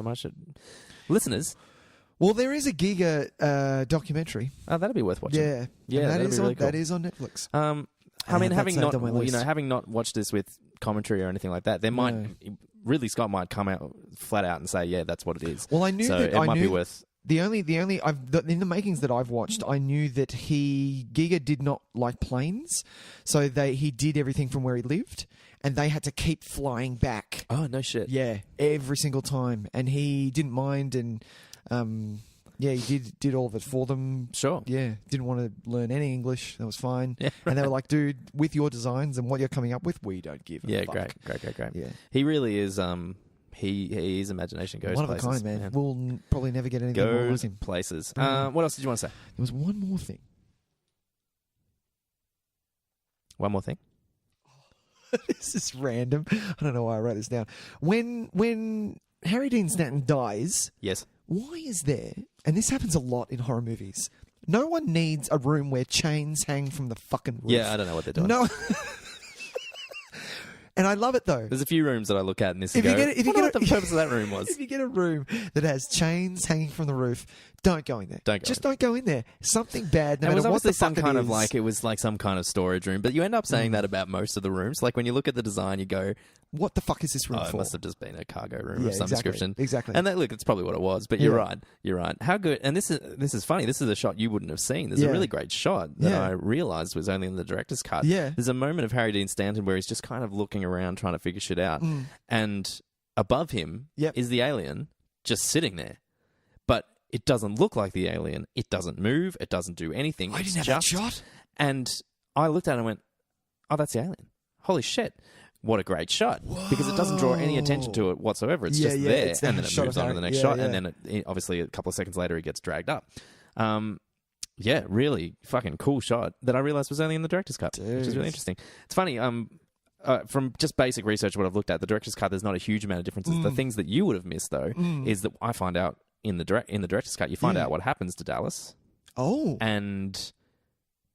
As in you see a body and of Harry Dean Dallas's. Stanton, yeah. You see bodies? Yeah, no, he's cocooned, like in the second one. Whoa. And he tells her to kill him. And so she sets him on fire. Yeah. Whoa. Yeah. Which hang on a minute. Does that mean that it's not a queen? That means that the alien is setting up for eggs to be laid? Yeah, I guess so. What the fuck? Yeah. So in that scene where she's when she's trying to make her way from wherever she was to the escape pod, she's got the flamethrower. Yeah, she comes across Dallas, and I think it's Harry Dean Stanton, cocooned up. Right. Yeah. In the whole kill me. Yeah. Kind of the creepy way, like in the other scary. ones. What else? Yeah, there was that shot. There's a bit where Lambert slaps Sigourney Weaver. Yeah, after because there's that whole interaction at the beginning where she tries to do the smart thing and says, "No, you can't come back with a guy with a fucking alien on his face." What are you fucking saying? That's breaking quarantine rules. So you can just chill in that chamber for a bit. And so she comes in and slaps her, and they have a fight, and Yaphet Kotto has to drag her off and all this kind of stuff. Interesting stuff that he's chosen to put back in the director's cut. Yeah. Although overall, shorter movie, he's trimmed it. So I'd be really interested to see the 2-hour version that I watched, which was the original cut. Yeah, which is really funny because one of the things I remember writing down was that I was so surprised at how efficient it was. I was watching it like, wow, this is swift, man. This is wasting no time. Right. I remember the first time I looked at the timer because I'm awful at it. I need to know how long I've got in a movie. I need to know. I'm a busy man. It's kind of like how much time have I got. And you know if it's a a good movie. If you don't do that. It was well over an hour before it was the first time I checked to see how long I had left. Right. And I was like, wow, I've only got like 38 minutes left. This is moving. This thing is moving along. Yeah. So I'd be really interested to watch that original cut because it's longer, and apparently the length comes from just letting scenes breathe a bit more. Yeah. So I'd be really... Which I liked, and the reason, especially watching all the comparison of Alien and Aliens, is that Alien makes it so that the space is just vast. They are on their own. They're in the middle of fucking nowhere. Yeah. Even the ship itself, the Nostromo, is as big as a fucking country, it feels like. Yeah. Just the look of it is huge. Yeah, you're right. And Aliens just literally makes everything claustrophobic. It just pulls everything in, which is what I love. But Alien, I do love. I love watching different. Yeah. Sorry, I got to pee so badly. Congratulations. How do you feel? I got to pee. I believe he said he had to go pee. All right, that was a good pee. That was a good pee. Yeah, I'm feeling refreshed. Bringing everything in. Aliens brings everything in. Yeah, claustrophobic wise. The difference with original cut and director's cut, you saying yours was so shorter. I love and that's where he pulled a lot from 2001, is just the extended shots, and you saying let it breathe makes total sense to me because there was a lot of this is the ship and this is how big it is and this is the rooms. Yeah, and all that stuff. We got it in I got it in the opening sequences. I'd be interested to know where else I felt you could feel it in between each. You said it right when you said, sorry, I'm having an Easter egg. Delicious. Happy Easter, everybody. When you said it lets scenes breathe, it's in between each scene. He'll do a scene shot. Yeah, just like a little pan across some stuff. Yeah, okay. I might have to... I'd be interested to watch that original one, and this is similar to what I said about Blade Runner once I saw the final cut, and I was like, I really want to go back and watch the original cut, and I have not done that. I think we have to finish this talk, though, on two things. Yes. One, Sigourney Weaver. She's a legend, man. The fact that She's so good. She's so great. Just cemented. And why the fuck wasn't this the movie that the strong female lead was born from? See, it's been trying. They've tried. But for some reason... Yeah, I think... it's just an old school Hollywood bullshit that we need a movie to and look, fucking fix. We're on the way to kind of doing what we can to make that a thing of the past. But at least we can look back at some films and see that they gave us some really, really dynamic, powerful, and legendary characters. Ripley, Sarah Connor, Yeah, all that stuff, man. Red Sonja, she's badass. Red Sonja. You're kidding. And the last thing is, Tyson, where do you rate them, Tyson? All right, so we got to rate them. Okay, so I'm going to go first because I've thought about it. All right, go for it. So, unfortunately, Alien is my top. It can't not be the top. Don't say unfortunately. No, but it is. I'm not saying unfortunately in a bad way. It's just like it has to be. It has to be the top. Yeah. Aliens is where it sits, but Alien and Alien 3 are level for me. Wow. Yeah. Jesus. And then You are a big Fincher man. I am a huge Fincher fan. And then Resurrection is the last. I'm not a huge fan of Resurrection. I do love certain elements of it. Especially that's fucking scary, the fact that they're shipping cargo of humans and they just wake up to the egg opening in front of their fucking face. I'm like, that is full on. But I don't that's like, gross. yeah, but I don't like what they did with the Ripley character in Resurrection. It chat me. Squeak noise. Sorry. Yeah, fair enough. It chat me. Yeah, look, I mean, I won't argue with that. I think I'm hard pressed to go past Aliens as my favorite. Yeah. Just because of it's what I look for more in a movie. But you have history with it, with you. And I think it's hard to it's hard to separate that history from it. I could almost argue that I think it's a better film as well. It's hard. Like someone say, But like anyone saying that Alien is better than Aliens is not wrong. Anyone saying Aliens is better than Alien is Isn't not wrong either. Yeah. Like it is a matter different of films it is as just well. a matter of degrees, really, and what you're looking for in your Alien film. But Do you want Aliens a for thriller? me Do you just want an action? has so many iconic moments in it, and so many things that I look back on and just kind of say, do you know what, that is perfection in sci-fi action cinema. Yeah. You can just rattle off the moments in that are just beyond anything else. Yeah. And I'll always come back to that for that reason. Then it would definitely be Alien after that. For me, I kind of like Alien Resurrection. You're going to put Alien 3 at the end? Is it? Really? I'm going to put Alien 3 at the end. Fair Only deal. because Fair deal. yeah, I think Alien 3 is less successful as a movie in itself than it is an exercise in kind of potential and like ground level ideas that didn't reach what they could have. Is it called Alien Resurrection? Why do I feel like I'm making up that name? Oh, it's called Alien Resurrection. Yeah, okay. I don't call it Alien 4. It's Alien Resurrection. Yeah, it's Alien Resurrection. I think it's bonkers. Like, and I love it for it. By bringing in the French guy who did, Delicatessen and City of Lost Children or whatever it's called. Yeah. You get that's what you get. You man. do. You get a French. You get a crazy bonkers French film. French sci-fi movie fantasy. Yeah. And it's got some wild ideas in it. I think visually it's really interesting. Doing some crazy things. Characters are all really different. You got is it Brad Dourif? Brad Dourif, yeah. Crazy performance, like just out of control. Winona, you get Winona in there. Bit of Winona Ryder. She take her or leave her. She's a bit blah in that. Is most good. Ron Perlman. Ron Perlman. I love Ron Perlman. That great guy from The Crow, from The Crow. and Robin Hood, Prince of Thieves, and his name is escaping me at the moment. He's awesome, but what is his name? film isn't that great, He's though. great. Tell me that guy's name. It's killing me right now. I will. Michael Wincott. Michael Wincott, thank you. And I just think, I think there's enough really, enough there. really worthwhile things in it. That if not for anything else, then just to sit there and go, wow, fuck, they tried this out, didn't they? Yeah. And Just don't like what they did with the Ripley character. Yeah, and that's and okay. I didn't like the alien thing at the end. the weird alien that hybrid was thing. fucking Yeah. shit. They had to digitally remove its penis. Did you hear that? Oh, really? Like, Did they really? Originally, it just had a swinging dick, and they had to CGI it out. Just a fucking big old dong. Just hanging there. That's it. Scotty came out. She's like, "What the fuck is that? I'm not I'm not doing this working with this fucking thing. movie. You should get rid of that shit." Do you know what I read? And I love this. And this is another reason why Covenant is fucking shit. Well, and Prometheus. All the androids were Ash, and then it was Bishop, and then it was Call, A, B, C, and then, of course, what's his name? Fucked it up. And what was his name? No, it's still working apparently. No, what was his name? Who?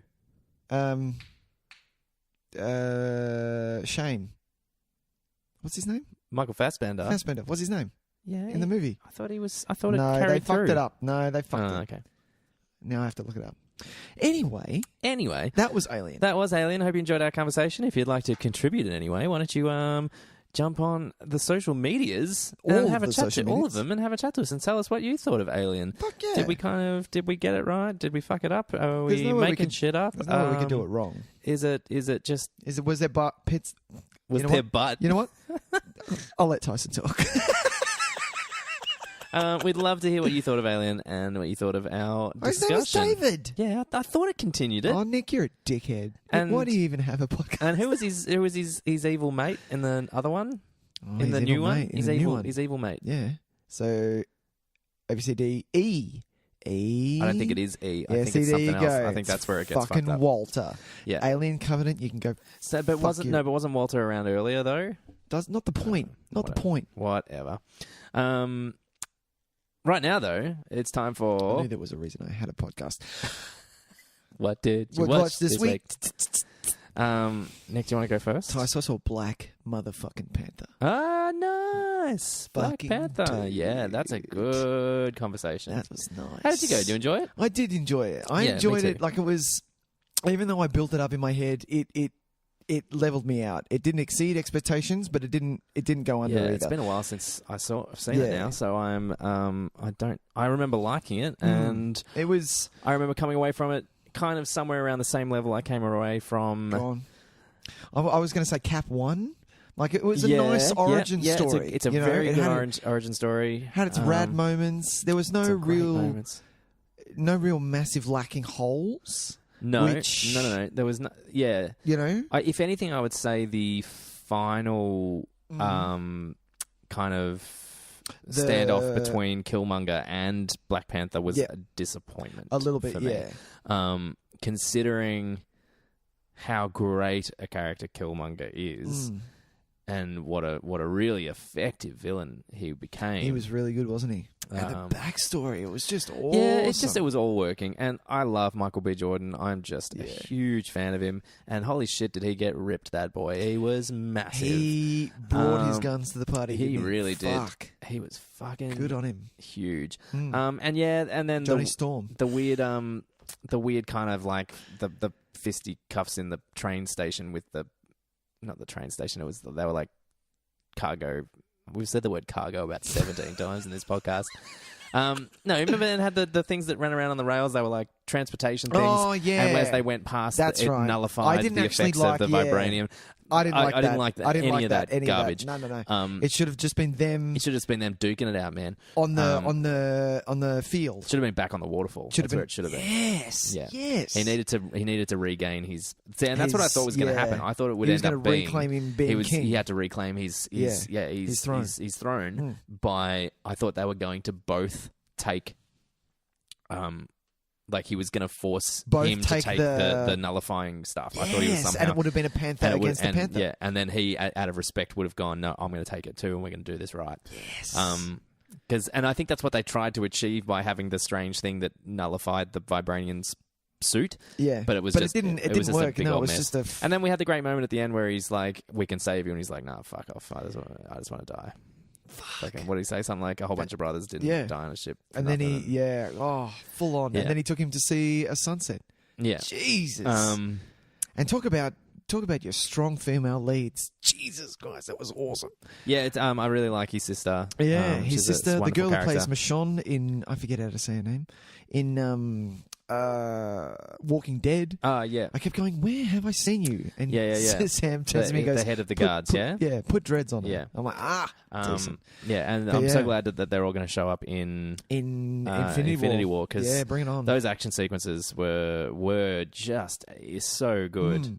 It was to the point where, in the end of that, even because the Killmonger and Panther fight wasn't doing it for me, I was like, go back to the girls. I was man. far more interested Seriously, in what was happening on the go field. back to the field. Yeah, but yeah, it was intense. Yeah, and and look- I love the Andy Serkis storyline, and it He was was just funny. It was He just was- a great. he was funny. It was a great, not an origin story, but it was a great first start to a Yeah, movie. great first adventure for the Yeah. character.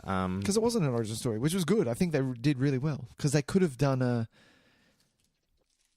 almost like he, showing him, no, this is him. Tyson is eating an Easter egg. He wanted me to say, showing him, this is, you're going to wear the Panther suit for the first time. Blah, blah, blah. They didn't do that. They didn't do that, which was what I loved. The sister character was great. God, she was good, wasn't she? And yeah, Black Panther. What did you watch this week, Tyson? Did you watch anything? Did you watch some things? I went and saw Ready Player One. Oh, you fucking bastard. Are you serious? Yeah, well, it was actually completely by accident, to be honest. IMAX? No. I'm going to do IMAX. We had quite a busy IMAX? weekend with Easter stuff. Oh, Easter stuff. But just out of the back of my mind, I was like, we should check when we've got some gold class vouchers. And I was like, we need to check when they expire. Yeah. And they expired on Saturday. Dude. And so we had to go see something Saturday evening. Yeah. Like, even though we were doing something else all day, we were like, fuck, I don't want to, but we have to. And the only thing that worked for the time was Ready Player One. And we were both a bit kind of like, this is me and my girlfriend Emma. We were both a bit kind of like, maybe, I guess we'll just go see it. When you're forced to see something like that, you're like, yeah. It's pretty fun. Like, it's not great. Oh, really? Damn. It's fun. Should I wait? I think it needs to be seen on the biggest screen possible, doesn't it?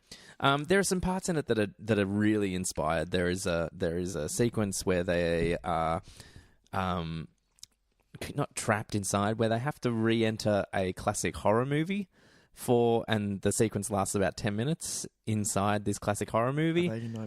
No, wait, I don't want to spoil it. You can spoil it for me. No. Shut up, listeners. Turn us off for a second. Which is really, really like something else. Really? It's just fantastic.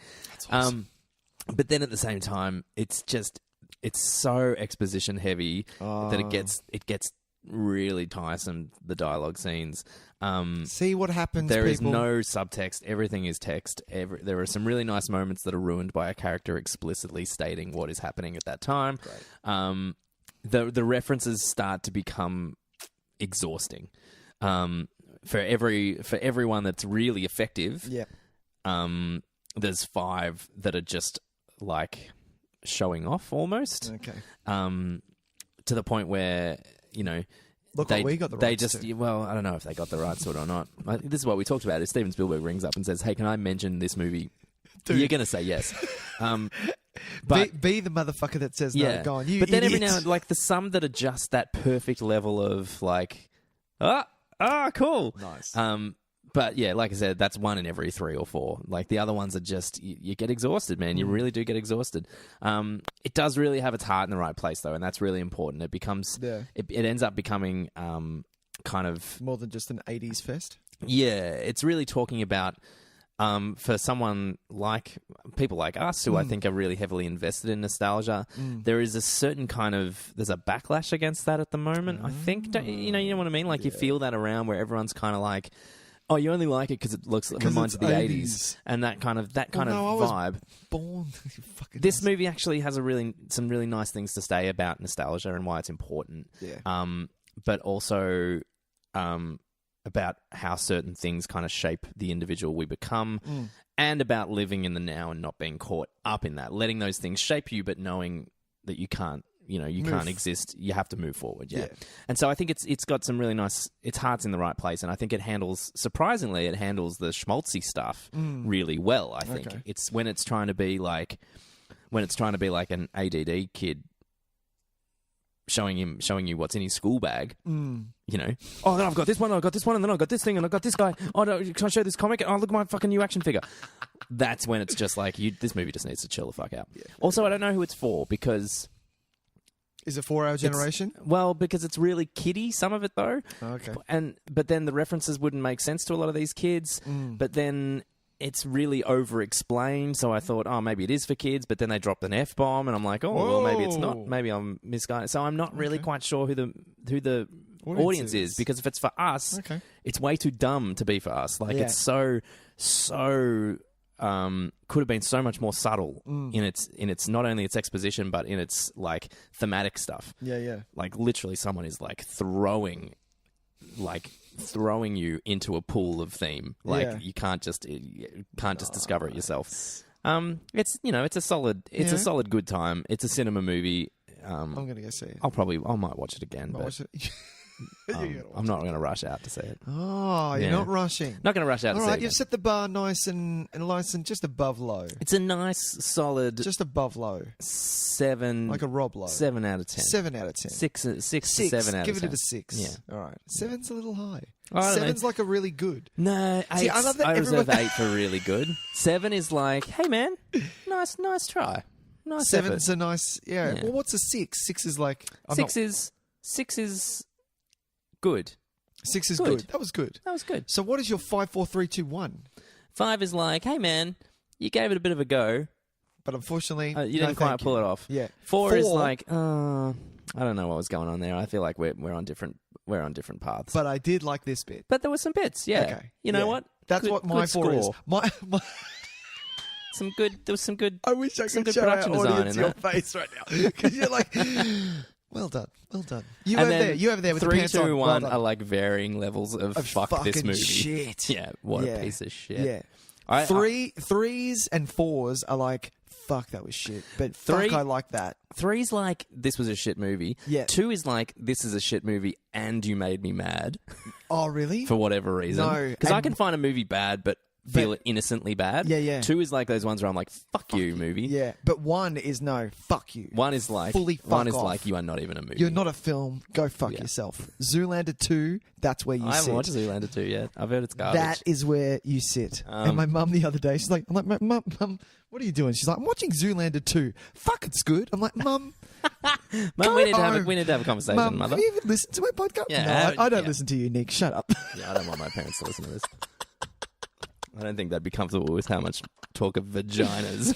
Hey, I'm glad we broached the vagina today. We broached it. We caressed it. Oh no, It's all don't say good. caressed. All right, so hey, it's time to do something else. Let's cross some streams. streams. Have you picked yours? Okay, because well, I need actually, no. Give me 1 second. All right. What I'm going to do this week is I'm actually going to talk about a brand new streaming service that just happened to stumble across my desktop. that. Okay. What is this called? I'm just going to give a bit of a plug to an app that we both use. I think we might have talked about it before, called think Just Watch. Everyone needs to jump on this thing. Yeah, if you are not aware of this, you need to get on it. Yeah. It is such a time saver. 'Cause if you they look have at- no stake in this show whatsoever, but I'm going to give them a free plug, and then we're going to tag them in everything that we post and Okay. see if they come on board and go, hey, check it out. Hey, check it out. We'll do that. Secret sponsors. Yeah, it's called Just Watch. You get it on the App Store. It's actually free. And what you can do, you can select the streaming services that you are a member of. Yes. And then it will tell you what is available on each of those. So you don't have to go from app to Netflix to Stan to Prime Yeah. and search through individually. It will You search them it. all. It'll search it all for you. So if and you're even looking if you are not a member of them, it will tell you so that way you can go, oh man, maybe I should get Prime. Or because you've highlighted the last 5 movies that you've wanted to watch and it's all come up on this one streaming, fuck, I need to get it. Yeah. It also gives you how much it costs to rent, what stores you can rent it through. And my favorite feature is that it has a new to services, Yeah. which posts daily, which I just scroll through and see what has been added to all the ones that I'm a member of. Yeah, yeah. And then if it's something I want to watch, I add it to my watch list and I'm good to go. So Just Watch is a fucking Dude, life and get time saver. on it. Get And the on other thing for me is the fact that it has a cinema section, and I can does. literally look up like I've made the cinemas that I go to my favorites, look up the movie, bang, I get all the times of one hit. And so a new streaming service just kind of popped up on Just Watch the other day, and that's called Canopy. Oh. And I was like, I might check this out, Canopy. what it is. Canopy is a service that is specifically catered towards cult cinema and independent documentaries. okay. Kind of Nice. art house more predominantly, but Yeah. a lot of different kind of stuff that wouldn't pop up on other services. What's really interesting about this is it's actually run through public libraries. So, if you are a member of a public library or is currently a student, you get a free subscription to Canopy. Dude. So, because I'm a uni student, You get it I for free. got to enter all my. I basically subscribe through my university, Oh, and it nice. gives me access to its complete catalog. And the most exciting thing Oh, about don't this, piss me off. Yeah, go. it has the Criterion Collection. Oh. So now I don't know if it has the entirety of it, but now we can finally kind of go through and see some of those Criterion films that I've never had the chance to see before, Nice. because Criterion charged $70 or whatever for its Blu-ray packages. So I'm really excited about that. One thing I did watch recently, this isn't my recommendation, but I just Yeah. happened to stumble across the film called hang on, where is it? Stand by. Do our audience know what Criterion is? Yeah, the Criterion Collection. Yeah? Everyone should know Does that. everyone know that? Surely. Surely you do. Yeah, I mean, if you don't, it's the DVD collection. It's the curated DVD and Blu-ray collection of like art house cult cinema that chosen by like a very kind of prestigious panel, and they release universally acclaimed movies that maybe not everyone is aware of. Yeah. Oh God, I can't fucking find the name that I watched now. All right. Hang on, stand by. No, go for it. It was just because it was so easy to stumble across, and I was just kind of looking, and I went, "Oh, what's this?" It's a film called Fear and Desire from 1953, which is actually Stanley Kubrick's first film, right? First cinematic film, I believe. And do you know what made me go, "Oh yeah, I'll watch this"? It goes for an hour and 2 minutes. 2. Yeah, and I was like, "Yeah, fuck yeah, I'll watch that. Kubrick's first film. Why not?" Did you watch it? Was it good? It's okay. Nice. Yeah, it's very much first film. Anyway, but the one thing that I did want to mention is, for some reason, I don't know how, Canopy actually has, from 2 years ago, 2016, 10 Cloverfield Lane.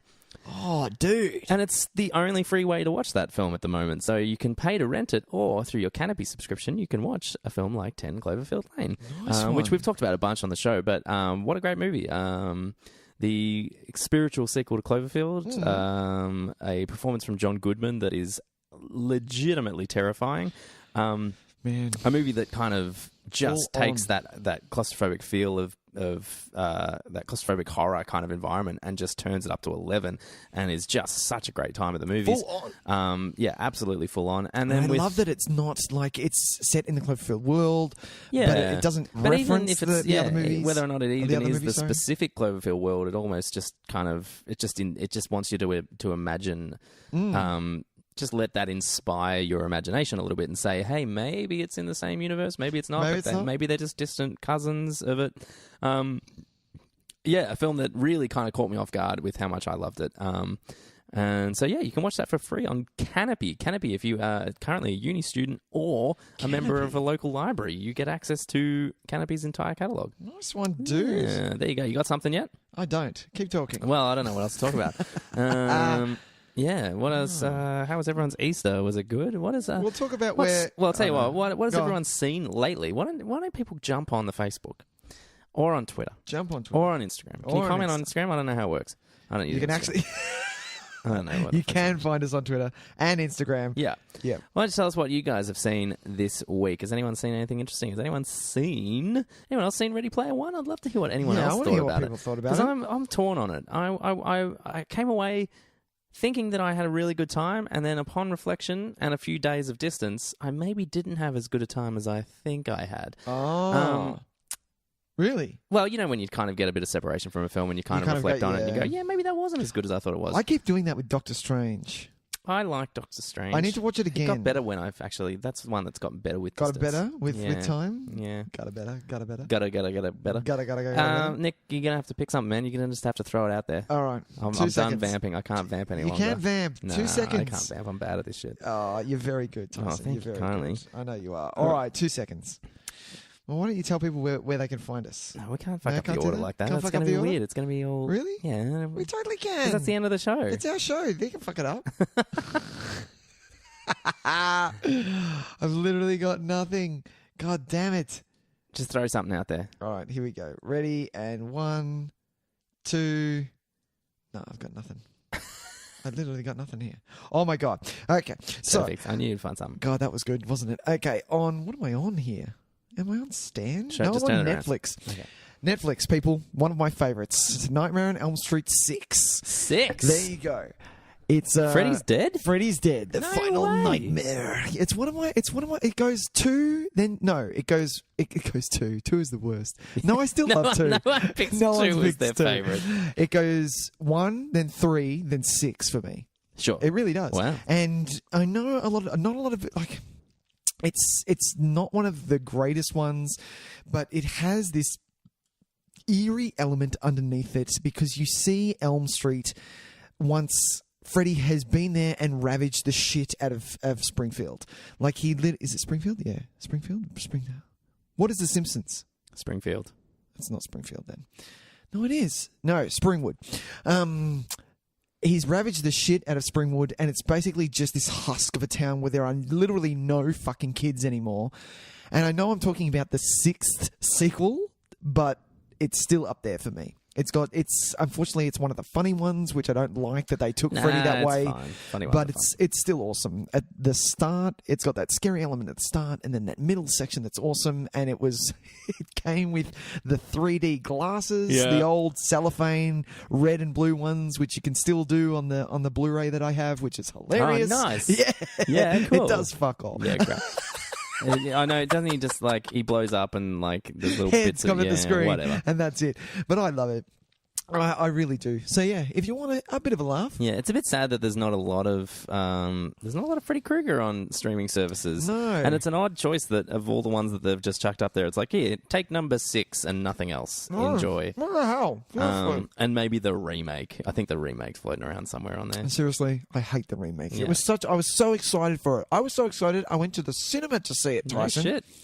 Wow, what a disappointing night that would be. Fucking hell. You fucked my franchise. Hey, well, that wraps us up for the show, Nicholas. That wraps us off. Well done. Why don't you tell people where they can find us on Well, socials? ladies and gentlemen, while I eat my Easter egg, you might as well jump on your phone, punch in Facebook, and go Nick Tys and Videotape. And you can look us up and like us. We post tons of stuff on there from what we're doing next week Yes. to what we're doing the Tell week us after. what you thought of Alien. Tell us what you thought of Ready Player One. Exactly. Tell us what you thought of Black Panther. Oh, do it. It was amazing. And then you can jump on Instagram and do the same thing. We post mostly rad posters on there. And then there's Twitter. You can follow us on Twitter. Or you can write to us, or you can send us an email at nicktysonvideotape@gmail.com. Yes, if you'd like to be featured on our next mailbag episode, which will be coming very soon. Or just if we decide to do a mailbag segment. That's true. Or if you'd like to request a movie that you'd like to hear us talk about. That's also you true. can also do that on But email. if you're feeling a little bit of a troll mood, why not just jump onto YouTube and troll the absolute fuck out of us? Yeah. Tell us that we suck. Tell Write us that some we're funny wrong. comments. Tell us, Why not? give Tyson some puns and some If you can memes. insult me with a pun or a meme, He will love you I'll to be on death board to the for that. point where you'll get a mention on next week's episode. yeah. I'd love to be able to read out some hate mail. That would make my... That would Really? that'd make my no, day. I'm not for me. That'd be really funny. Not for me. No, because people get angry and it'd be hilarious. Yeah, fair enough. Next week, Nick. Next week, Tyson, what are we doing? Well, Tell the people. so what It was we're your doing- pick. Yeah, it was my pick. Well, It was. I came in today and I said, you know what I want to do? I want to do a 90s trashy thriller. You did. And It's a very specific kind of thing, but I didn't want to do like Fatal Attraction or like Basic Instinct. Man, the or, Rock's a Cradle. like I wanted something Single with white something a female. bit different. So we turned to my man Keanu. We said, Keanu, what do you got? Keanu, what do you got? What is your 90s trashy thriller What's output? going on? And did he not just come up with some gold for us? He's just like, whoa. I've got dudes. I got you covered. Whoa. We're talking the most hoo-ha of all of hoo-haing from Al Pacino. Al Pacino? Al Pacino. We're talking 1997's The Devil's Advocate. Good Lord. If you have not seen this movie is fucking bonkers, and I cannot wait to talk about it. Directed by... Directed by Taylor Hackford. Good Lord. Not even, not as the name would suggest, a hack at all. No. A Running man it- with some pretty incredible credits to his name. Yeah, man. Rave. One of my favorites, yeah, dude. What are you and- insane? Oh, I love that. I'm gonna And watch that so, movie again. if you please go and watch I Devil's dare you to Advocate join before us. next week because it's going to be a lot of fun. Exactly. But until then, Nicholas, Tyson, I'll see you then. I've been Nicholas. Yes, all right, I've been Tyson. We're doing it then. Fine. Bye. Bye.